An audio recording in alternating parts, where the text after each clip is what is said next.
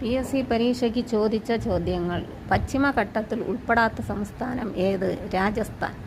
ബബ്കോ LTC main 2023 ചോദിച്ചത്. ഇന്ത്യയിൽ എത്ര സംസ്ഥാനത്തിലൂടെ പശ്ചിമഘട്ടം കടന്നു പോകുന്നു? 6. ഡിഗ്രി പ്രിലിംസ് സ്റ്റേജ് 3 2022 ചോദിച്ചത്.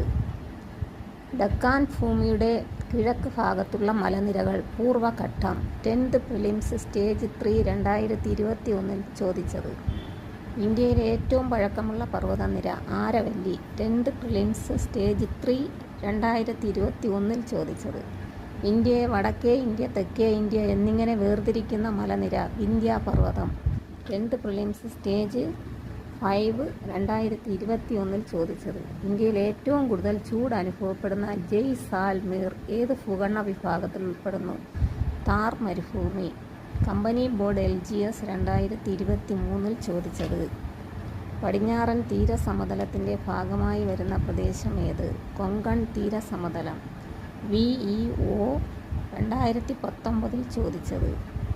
പശ്ചിമ തീരസമതലത്തിൻ്റെ മധ്യഭാഗം ഏത് പേരിൽ അറിയപ്പെടുന്നു? കൊങ്കൺ തീരം.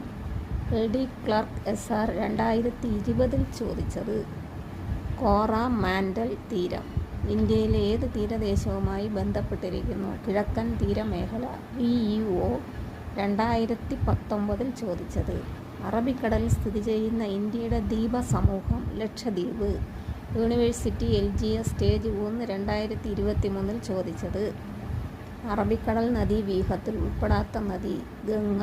10th പ്രിലിംസ് സ്റ്റേജ് 2 2021 ചോദിച്ചത്.